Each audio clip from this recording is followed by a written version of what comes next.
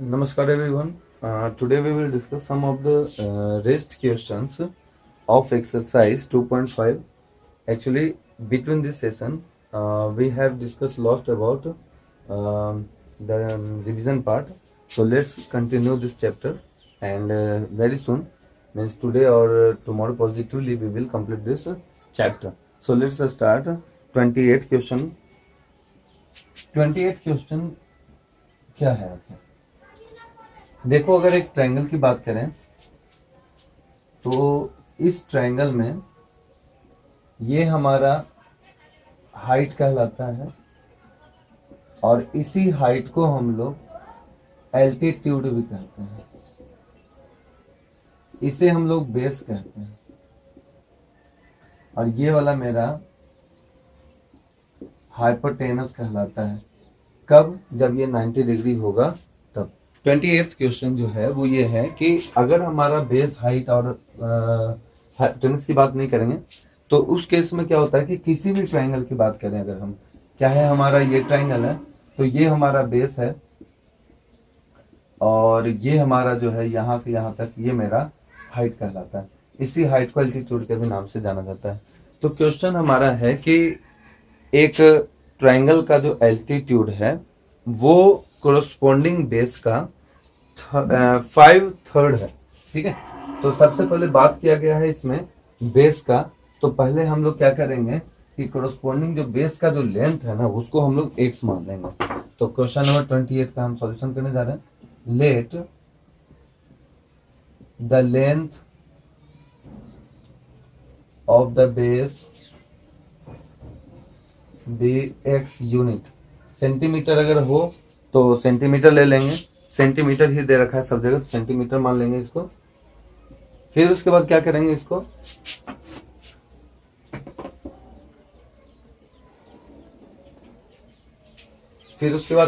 इसको, उसके बाद में हमारा जो एल्टीट्यूड होगा उसका देख लेंगे। Then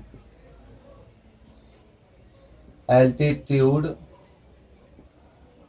of the triangle is equal to 5/3। ये कह रहा है ना, 5/3 ऑफ x, 5/3 ऑफ x। ये हमारा हो गया क्या, एल्टीट्यूड। अब कहता क्या है कि अगर if the altitude is increased by 4 centimetre, अगर इसका एल्टीट्यूड को 4 सेंटीमीटर बढ़ा दिया जाए तो एल्टीट्यूड कहाँ है, ये वाला।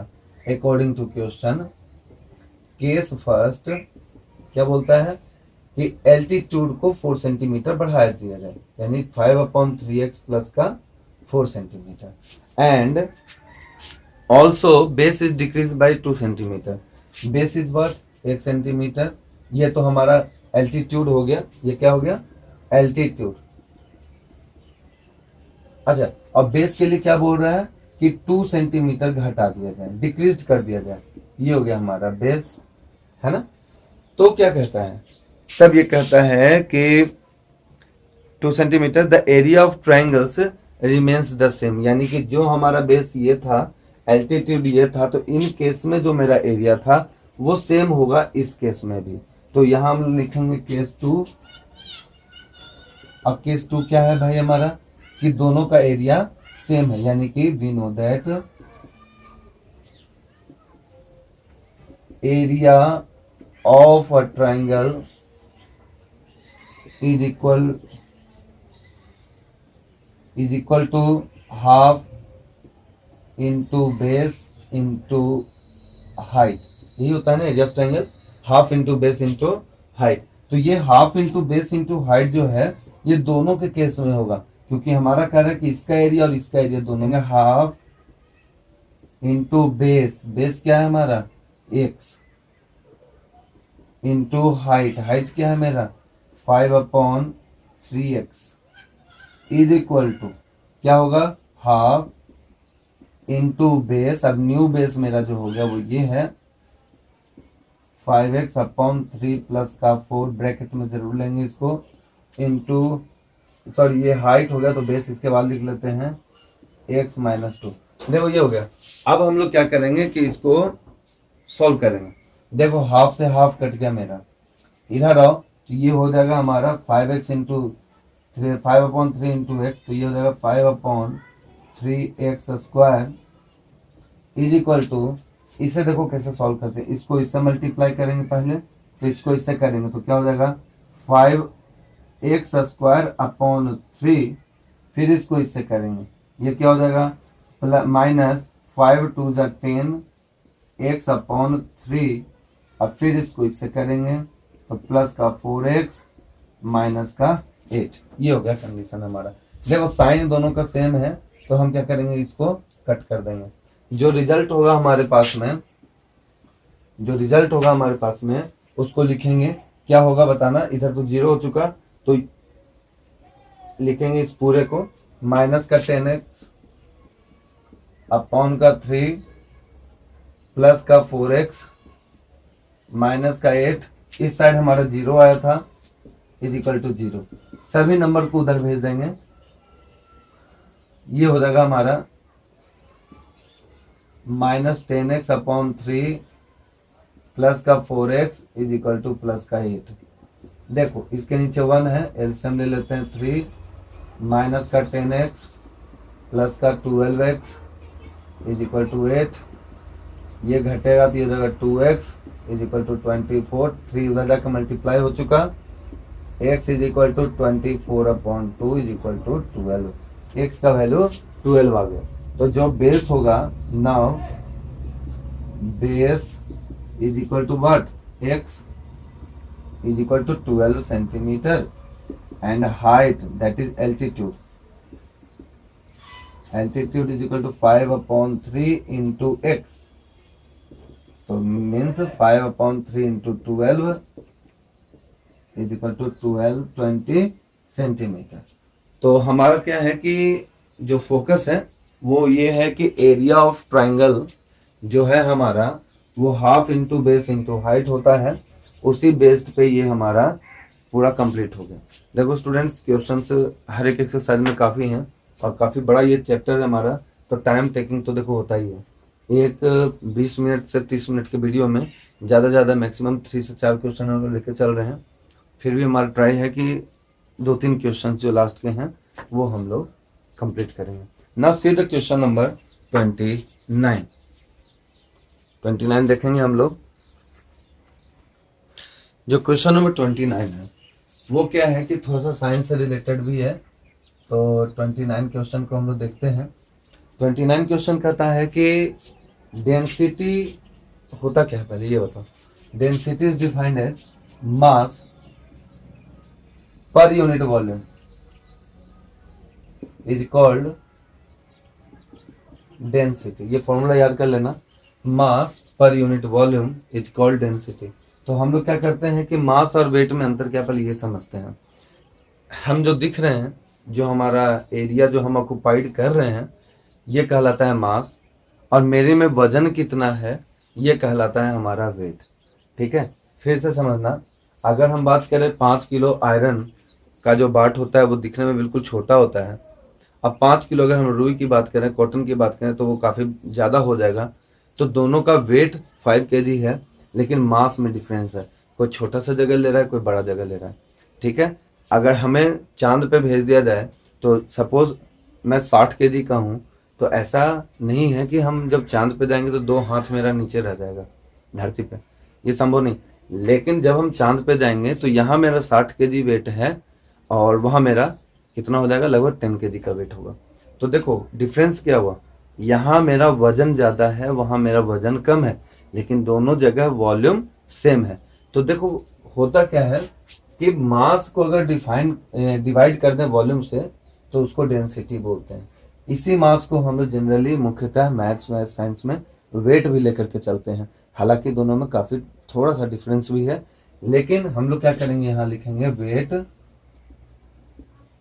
Is equal to density into volume. ठीक है, डेंसिटी टू वॉल्यूम। एक चीज का ध्यान रखना कि जो यूनिट होता है वेट का वो केजी में होगा, डेंसिटी जो होगा इसका अगर कोई यूनिट पूछ दे तो केजी पर सेंटीमीटर क्यूब या केजी पर क्यूबिक यूनिट, क्योंकि वॉल्यूम हमेशा मीटर क्यूब, सेंटीमीटर क्यूब कुछ इस तरह से होता है। ठीक है, तो हम लोग क्या करेंगे कि ये फॉर्मूला याद कर लेना है आप लोगों को। और फिर अभी हम लोग नेक्स्ट पढ़ रहे हैं। अभी इसके बाद क्वेश्चन समझने की कोशिश करते हैं।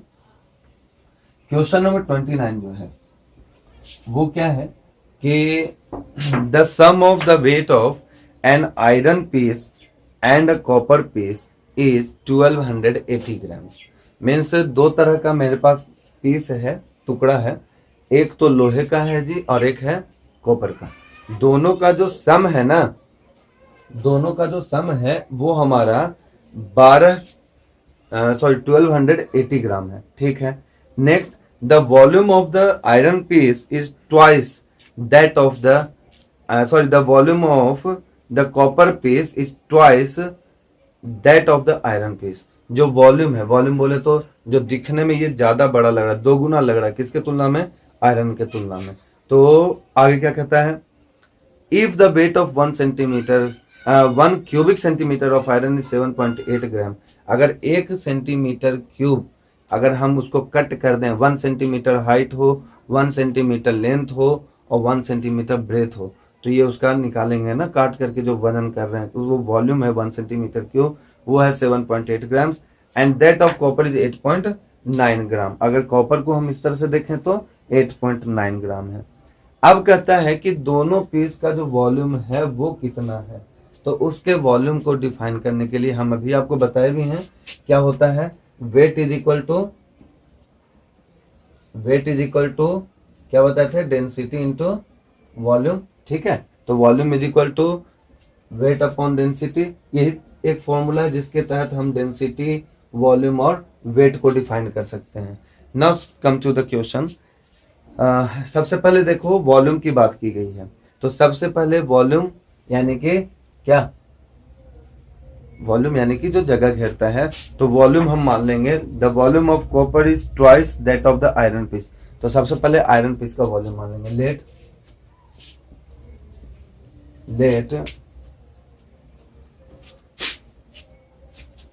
The volume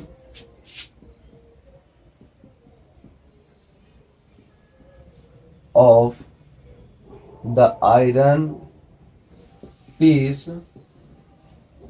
is equal to x centimetre cube. Centimetre cube की बात कर रहे हैं क्योंकि वॉल्यूम का ये यूनिट ही यही होता है, सेंटीमीटर क्यूब होता है, सेंटीमीटर में दे रखा है। Then the volume of the copper piece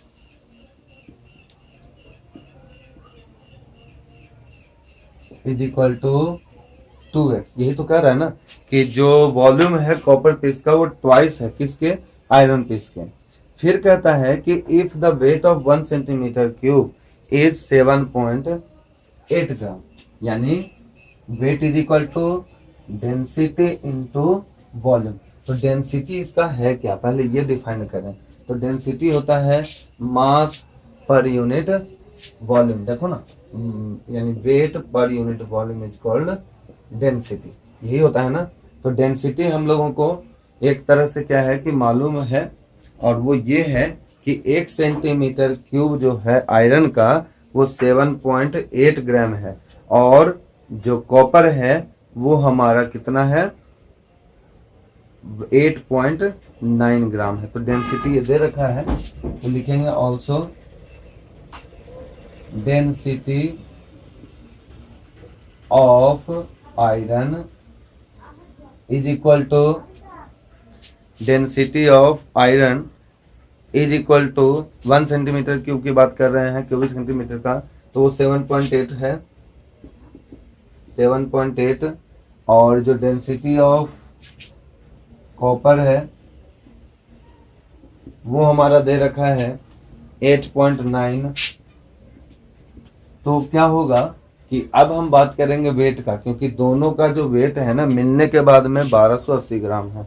तो दोनों का जो वेट है 1280 ग्राम, उसके तुलना में हम इसको अकॉर्डिंग टू क्वेश्चन लिखेंगे वेट ऑफ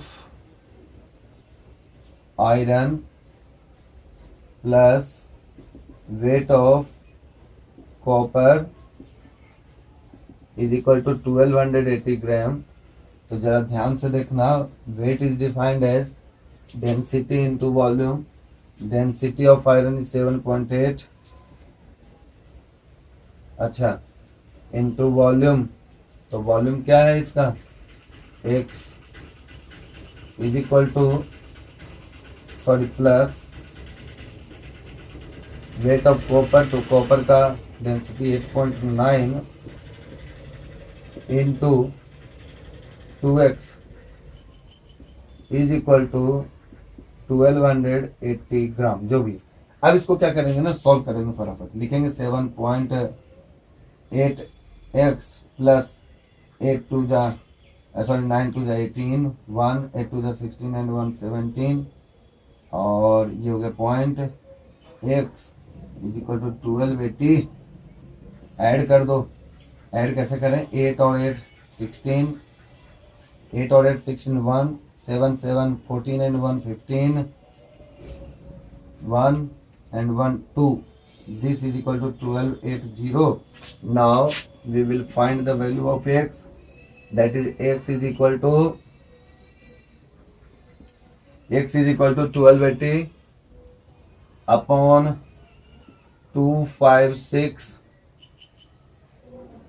पॉइंट था ऊपर चला गया तो ये 0 आ गया जी। अब क्या करके देखो, इसको डिवाइड करके देखेंगे, और डिवाइड अगर हम किए तो ये कितना होगा, 6 5, देखो 2 5 6 इंटू 5 अगर करें, 5 6 जा 30, 5 5 जा 28, सॉरी 5 5 जा 25 एंड 3 28, 8 2 5 टू जा 10 एंड 12 आ गया ना। तो मतलब क्या है कि लास्ट का जो टर्म है हम उसको देख रहे थे मैंने, तो ये 5 बार में कट गया मेरा, 1280 आ रहा है, एक 0 और आ गया, यानी कि x का वैल्यू 50 है, और x क्या है मेरा, ये क्यूबिक सेंटीमीटर होगा, ठीक है ना। तो ये हो गया हमारा, देयरफॉर लास्ट में, therefore volume of iron is equal to x is equal to 50 centimeter cube and volume of copper piece is equal to 2x is equal to 100 centimeter cube। देखो ये क्या है ना, थोड़ा सा मतलब साइंस का भी कंसेप्ट आ गया इसमें, तो मैथ्स और साइंस लगभग एक ही होता है, एक टीचर क्या है कि दोनों चीज भी पढ़ा सकते हैं। तो हमारा ये क्वेश्चन नंबर जो है वो क्वेश्चन नंबर 29 वो कंप्लीट होता है। नेक्स्ट जो हम लोगों का होगा वो डिस्कस करेंगे हम लोग नेक्स्ट का 2 क्वेश्चन, लास्ट का 3 क्वेश्चन, क्योंकि सभी क्वेश्चन हम ही सॉल्व कर रहे हैं, आप लोग तो केवल बैठ करके वीडियो देख रहे हो, ठीक है। सो कीप वॉचिंग, और आरपीएस हब चैनल को सब्सक्राइब करें और शेयर करें। Thank you class.